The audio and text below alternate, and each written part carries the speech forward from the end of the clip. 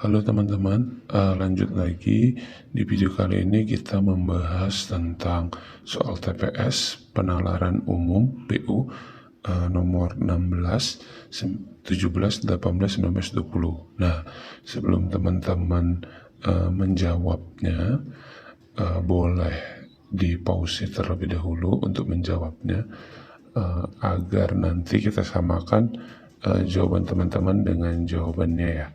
Kira-kira benarnya berapa? Oke, jangan lupa ya teman-teman. Baik, langsung saja kita bahas soal nomor 16. Orang yang menderita penyakit katarak memiliki risiko penglihatan menjadi kabur. Upaya mengurangi penyakit katarak dapat dilakukan dengan mengkonsumsi makanan yang mengandung antioksidan. Risiko penglihatan menjadi kabur berkurang ketika penyakit katarak dapat dicegah. Berdasarkan informasi tersebut, manakah pernyataan berikut yang pasti benar?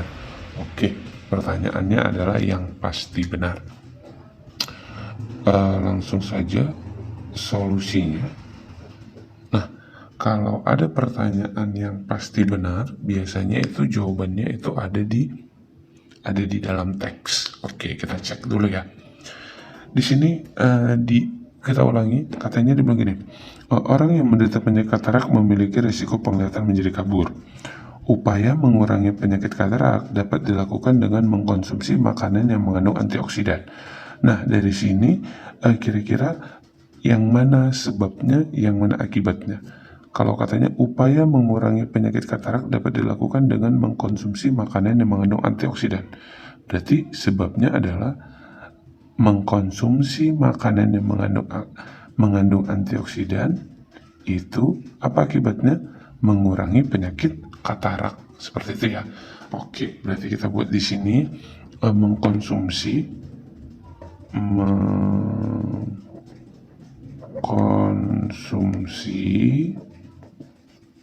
makanan, jadi mengkonsumsi makanan yang mengandung antioksidan, mengkonsumsi makanan yang mengandung antioksidan, jadi mengandung nggak nampak teman-teman ya, mengandung antioksidan. Nah, itu menyebabkan apa? Menyebabkan katanya adalah mengurangi penyakit katarak. Berarti artinya penyakit kataraknya menjadi berkurang ya. Berarti penyakit katarak di sini, penyakit katarak itu menjadi berkurang. Oke. Berarti tadi mengkonsumsi makanan yang mengandung antioksidan menyebabkan penyakit katarak menjadi berkurang. Risiko penglihatan menjadi kabur berkurang ketika penyakit katarak dapat dicegah. Oke, berarti ini ada kata ketika. Berarti sebabnya adalah penyakit katarak dapat dicegah. Itu artinya penyakit, samalah halnya penyakit katarak ini berkurang gitu ya, karena dia dapat dicegah. Berarti artinya penyakit kataraknya menjadi berkurang, maka apa? Risiko penglihatan menjadi kabur berkurang. Berarti risiko penglihatan menjadi kabur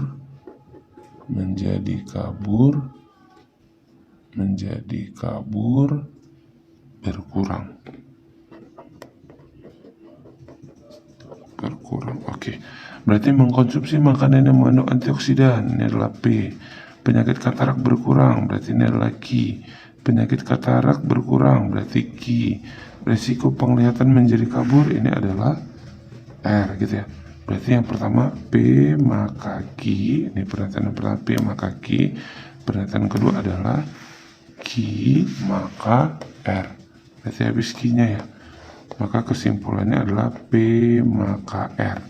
Berarti P tadi apa? Mengkonsumsi makanan yang mengandung antioksidan menyebabkan resiko penglihatan menjadi kabur berkurang. Oke, kita cek optionnya. Yang A, mengkonsumsi makanan yang mengandung antioksidan merupakan cara paling efektif untuk mencegah penglihatan menjadi kabur. Oke, ini salah ya, kurang tepat karena di sini ada kata dibilang cara yang paling efektif. Oke, itu yang membuat salah. Ya, ada digunakan kata cara yang paling efektif, padahal di dalam pernyataannya tidak disampaikan bahwa mengkonsumsi makanan yang mengandung antioksidan itu cara yang efektif. Oke, berarti yang A salah. Yang B, risiko penglihatan menjadi berkurang jika mengkonsumsi makanan yang mengandung antioksidan. Oke, ini jawabannya ya. Karena jika mengkonsumsi makanan yang mengandung antioksidan, risiko penglihatan menjadi kabur berkurang. Oke, ini P maka R. Oke, kita cek dulu yang C. Orang yang mengalami penyakit katarak tidak mengkonsumsi makanan yang mengandung antioksidan. Oke, ini salah. Katanya tidak mengkonsumsi makanan yang mengandung antioksidan, ya kan? Belum tentu, karena orang yang mengalami penyakit katarak itu bukan sebabnya karena tidak mengkonsumsi makanan yang mengandung antioksidan juga, ya kan? Berarti ini dia salah. Orang yang memiliki penglihatan kabur tidak mengkonsumsi. Oke, kata di sini tidak mengkonsumsi. Orang yang memiliki penglihatan kabur. Oke, salah ya. Oke, ini salah. Orang yang memiliki penglihatan kabur akan sembuh dengan mengkonsumsi makanan yang mengandung antioksidan. Ini juga salah, katanya akan sembuh. Oke, di atas tidak dikatakan bahwasanya jika mengkonsumsi makanan yang mengandung antioksidan maka penglihatan kaburnya jadi sembuh. Oke, enggak ya? Oke, sudah jelas, berarti jawabannya adalah yang B. Oke, kira-kira benar jawabannya teman-teman? Oke, kita lanjut lagi ya teman-teman. Soal berikutnya nomor 17. Kekurangan vitamin D dapat menyebabkan terjadinya osteoporosis pada usia lanjut. Penelitian menunjukkan bahwa wanita yang memasuki menopause memiliki risiko lebih besar terkena gangguan tulang dan sendi dibandingkan yang belum menopause. Manakah simpulan paling didukung oleh bacaan tersebut? Oke, langsung saja solusinya. Katanya di situ penjelasannya adalah kekurangan vitamin D menyebabkan osteoporosis pada usia lanjut. Berarti artinya kalau atau jika kekurangan vitamin D, maka apa yang terjadi? Terjadi yang namanya osteoporosis, ya kan? Terjadi osteoporosis. Oke, kita cek maksudnya. Yang A, makanan dan minuman yang mengandung vitamin D disarankan untuk dikonsumsi oleh wanita yang memasuki masa menopause. Oke, berarti di sini disarankan untuk dikonsumsi oleh wanita yang memasuki masa menopause. Oke, menurut teman-teman gimana? Oke, bisa kita save dulu ya. Oke, kita save dulu yang A. Yang B, wanita yang memasuki masa menopause selalu mengalami gangguan tulang dan sendi. Oke, ini udah pasti salah kan teman-teman? Karena dibilangnya wanita yang mengalami masa menopause selalu mengalami gangguan tulang dan sendi. Padahal di sini dijelaskan di paragraf kedua, penelitian menunjukkan bahwa wanita yang memasuki menopause memiliki resiko lebih besar terkena gangguan tulang dan sendi dibandingkan yang belum menopause. Artinya yang belum menopause juga bisa saja terkena gangguan tulang dan sendi. Hanya saja risiko yang lebih besar adalah yang menopause. Tapi di sini bilang selalu mengalami gangguan. Oke, belum tentu ya. Wanita yang menopause belum tentu juga mengalami gangguan tulang dan sendi. Kalau selalu kan artinya kan semuanya, ya kan? Semuanya mengalami gangguan tulang dan sendi. Oke, salah.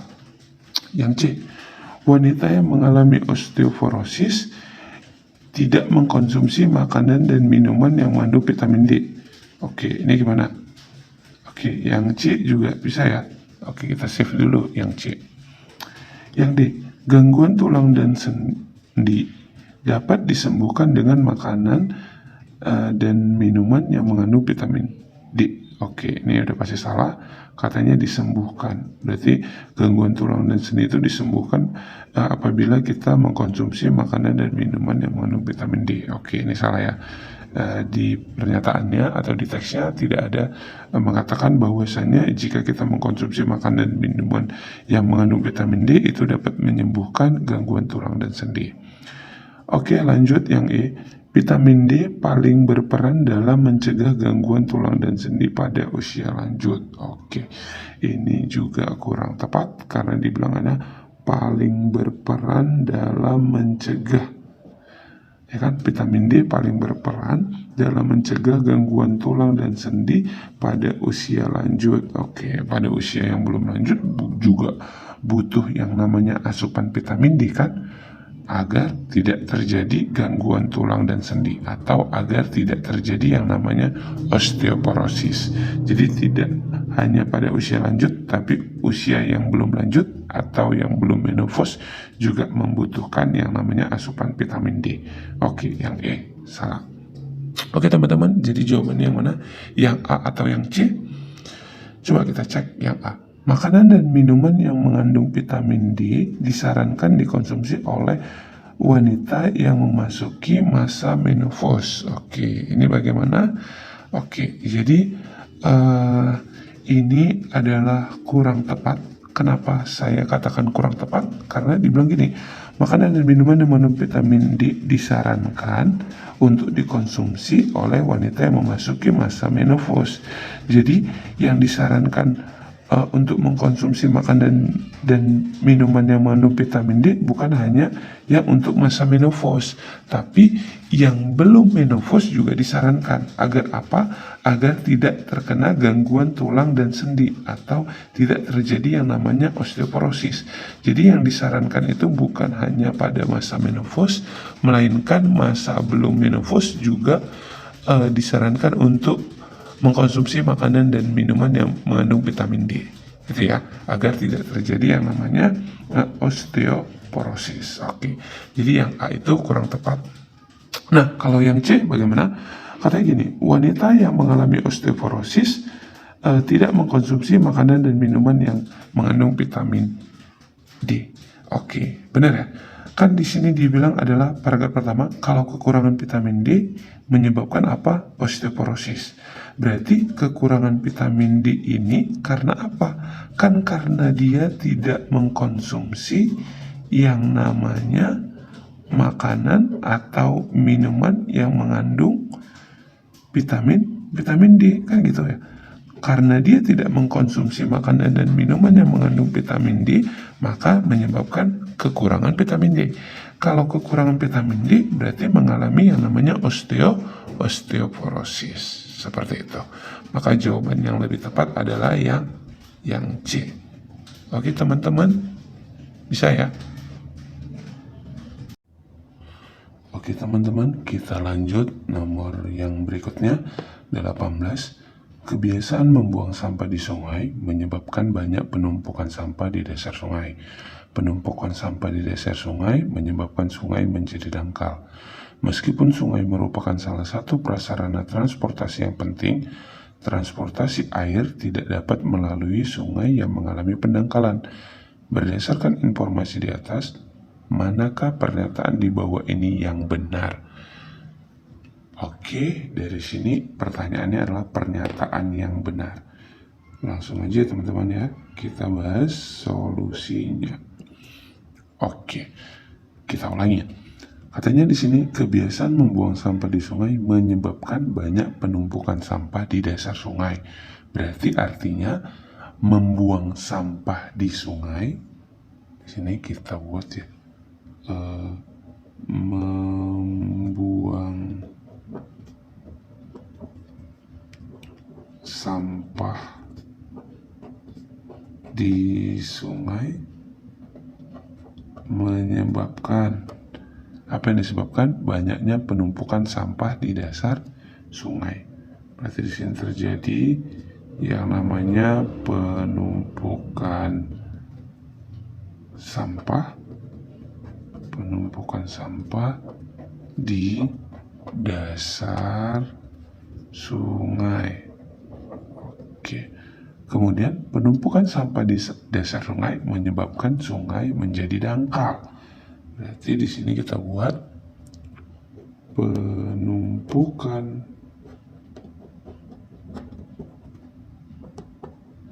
sampah di dasar sungai maka menyebabkan apa?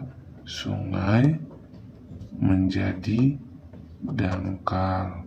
Oke. Berikutnya, meskipun sungai merupakan salah satu prasarana transportasi yang penting, transportasi air tidak dapat melalui sungai yang mengalami pendangkalan. Oke. Berarti dari sini kan artinya transportasi ini. Meskipun sungai merupakan salah satu prasarana transportasi, berarti prasarana transportasi air tidak dapat melalui sungai yang mengalami pendangkalan. Berarti dari situ sebabnya kan sungai dangkal, ya kan? Akibatnya apa? Transportasi air, prasarana transportasi air tidak dapat dilalui, artinya terganggu kan seperti itu ya. Berarti di sini kita buat sungai dangkal,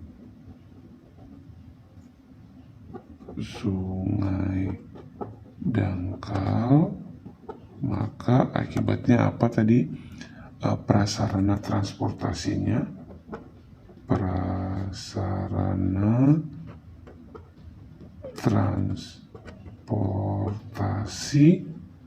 terganggu. Oke. Berarti dari sini membuang sampah di sungai adalah P, penumpukan sampah di dasar sungai Q, berarti penumpukan sampah di dasar sungai Q, sungai dangkal adalah R, berarti di sini sungai dangkalnya ini adalah R, kan? Kemudian prasarana transportasi terganggu adalah S. Oke teman-teman, berarti di sini kan kita buat P maka Q, kemudian Q maka R, ini mati ya. Oke, berarti di sini kesimpulan P maka R gitu ya. Kemudian kan habis itu R maka S. Oke, ini habis. Berarti kesimpulannya adalah P maka S. Oke, kita cek di option ya. Yang A, sungai yang menjadi prasarana transportasi menyebabkan banyak sampah dibuang ke sungai. Oke, ini udah pasti salah karena dibilang sungai yang menjadi prasarana transportasi. Jadi sungai yang menjadi prasarana transportasi itu mengakibatkan banyaknya sampah dibuang ke sungai. Salah ya, maksudnya akibat prasarana transportasi kemudian sampah menjadi dibuang di sungai. Oke, salah. Yang B, sungai yang dangkal menyebabkan penumpukan sampah di sepanjang aliran sungai. Oke, salah ya. Katanya sungai yang dangkal. Tadi kan sini P maka S. Kalau P itu adalah membuang sampah di sungai menyebabkan prasarana transportasi terganggu. Oke, ini salah ya. Kalau di sini kan ini R. Kemudian di sini apa? Ya, Q, penumpukan sampah di sepanjang sungai. Oke, berarti ini juga salah. Kebiasaan membuang sampah di sungai menyebabkan prasarana transportasi terganggu. Oke, ini dia ya. Kebiasaan membuang sampah di sungai menyebabkan prasarana transportasi terganggu. Oke, kita cek yang D. Adanya sungai sebagai prasarana transportasi menyebabkan banyak aktivitas dilakukan di sepanjang aliran sungai. Oke, ini salah. Banyak aktivitas dilakukan di sepanjang aliran sungai. Tidak relevan ya. Oke, yang E. Sungai yang tidak bisa dilewati alat transportasi air menyebabkan sungai tersebut menjadi tempat pembuangan sampah. Oke, ini juga salah. Katanya sungai yang tidak bisa dilewati alat transportasi mengakibatkan sungai tersebut menjadi tempat pembuangan sampah. Oke, ini juga salah. Oke teman-teman, sudah jelas ya? Jawabannya adalah yang C. Oke teman-teman, kita lanjut lagi soal nomor 19. Harga 1 botol sampo dan 2 botol pelembab adalah 60.000. Jika ditambahkan 3 botol sabun, total harga barang tersebut menjadi 105.000. Jika harga 1 botol sampo lebih tinggi dari 20.000, manakah pernyataan yang paling tepat untuk menggambarkan harga satuan dari ketiga barang tersebut? Oke teman-teman, langsung aja ya. Kita bahas. Solusinya adalah dikatakan 1 botol sampo, berarti kita sampo kita misalkan dengan es, dan ditambah 2 botol pelembab, berarti 2P, 2 pelembab ini sama dengan berapa? Katanya di situ adalah 60.000. Oke. Jika ditambah 3 botol sabun cair, berarti kalau gitu sampo ditambah 2 pelembab ditambah 3 sabun cair, ya kan? Ini sama dengan katanya harganya 105.000. Oke, dari sini kita bisa cari harga sabun cair kan? Berarti kita kurangkan sampo kurang sampo habis ya. 2 pelembab dikurang 2 pelembab habis, berarti ini habis, ini habis. Berarti 3 sabun cair sama dengan 105.000 dikurang 60.000. Itu berapa? Ya, benar. 45.000. Berarti sabun cair sama dengan 45.000 dibagi 3. Ini jadi 15.000. Inilah harga sabun cair. Kemudian dibilang jika harga 1 botol sampo lebih besar daripada 20.000. Berarti di sini sampo katanya lebih besar daripada 20.000. Berarti kita bisa cari pelembabnya ya. Oke. Nah, dari sini sebenarnya ini kan tadi sampo ditambah 2 pelembab ini sama dengan 60.000. Dikatakan sampo itu lebih besar dari 20.000. Kita anggaplah dulu sampo itu 20.000 ya. Berarti di sini 20.000 ini ditambah 2 pelembab sama dengan 60.000. Berarti di sini tambah pindah kemari jadi kurang ya. Berarti 2 pelembab sama dengan 60.000 dikurang 20.000. 60 kurang 20 berarti jadi 40.000. Oke, kali kemarin jadi bagi 2, berarti ini adalah 20.000. Berarti kalau tadi sampunya 20.000, maka pelembabnya 20.000. Berarti kalau sampunya lebih besar daripada 20.000, berarti pelembabnya pasti berapa? Lebih kecil daripada 20.000. Oke. Berarti sabun cairnya 15.000, sampunya lebih besar daripada 20.000, pelembabnya lebih kecil daripada 20.000. Kita bahas yang A. Harga sampo lebih murah daripada harga pelembab. Sampo katanya lebih murah dari pelembab, salah ya. Kemudian harga pelembab lebih murah dari sabun cair. Pelembab katanya lebih murah dari sabun cair, belum tentu. Di sini di bawah 20.000 bisa 19.000, bisa 18.000 atau lebih kecilnya. Jadi ini masih belum bisa kita pastikan. Oke, berarti salah. Harga pelembab lebih mahal daripada harga sabun cair. Pelembab lebih mahal dari sabun cair, belum tentu juga. Bisa juga harga pelembab di bawah 15.000 atau di atas 15.000. Oke, ini belum tentu. Harga sampo lebih murah daripada harga sabun cair. Sampo lebih murah daripada sabun cair, salah. Sampo itu lebih besar dari 20.000, berarti ini salah. Yang E, harga sampo lebih mahal daripada harga sabun cair. Ya, sampo lebih besar 20.000, sedangkan sabun cair 15.000. Pasti harga sampo lebih besar dibandingkan dengan harga sabun cair. Berarti jawabannya adalah yang E. Oke ya teman-teman ya, bisa ya.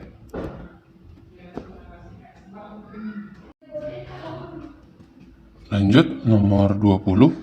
Jumlah penjualan bunga mawar di sebuah toko selama 5 hari berturut-turut adalah 30, 35, 37, 42, dan 47. Sementara itu, jumlah penjualan bunga melati untuk 5 hari yang sama adalah 13, 14, 16, 19, dan 23. Jika tren penjualan tersebut bersifat konstan, berapa jumlah penjualan bunga mawar dan bunga melati pada hari ke-6? Oke, langsung kita bahas. Solusinya adalah, nah untuk soal nomor 20 sebenarnya ini mudah ya teman-teman, karena ini sebenarnya soal tentang deret angka. Katanya di situ adalah ada bunga mawar di sebuah toko 5 hari berturut-turut 30, 35, 37, 42 dan 47. Oke. Berikutnya katanya melati. Berarti di sini adalah bunga melati 5 hari berturut-turut ada 13, 14, 16, 19 dan 23. Yang ditanya hari ke-6-nya berarti di sini ya. Oke, kita mainkan deretnya. Berarti dari sini ini kita buat kelang-kelang 2 ya. Jadi dari 30 ke 37 ini diapain? Ditambah 7. Ya, 37 ke 47 ini ditambah 10. Berarti 35 ke 42 ditambah berapa? Ayo. Iya, benar sekali. Ditambah 7. Berarti tambah 7, berikutnya ditambah 10. Berarti ini tambah 10 jadinya 52 untuk mawarnya. Oke. Melatinya 13 ke 14 ini ditambah 1, ini ditambah 2, di sini ditambah 3, berikutnya berarti ditambah, iya ini ditambah 4 ya kan teman-teman. Berarti selanjutnya kita tambah 5, berarti tambah 5 jadi 28, berarti 52 mawar, 28 melati. Ayo yang mana jawabannya? Iya, langsung saja jawabannya adalah yang dodol. 52 bunga mawar dan 28 bunga melati. Oke, yang D. Oke ya teman-teman ya, demikian video kali ini. Masih ada kelanjutan video berikutnya.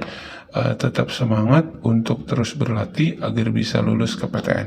Terima kasih semuanya, selamat sampai jumpa di video berikutnya. Bye-bye.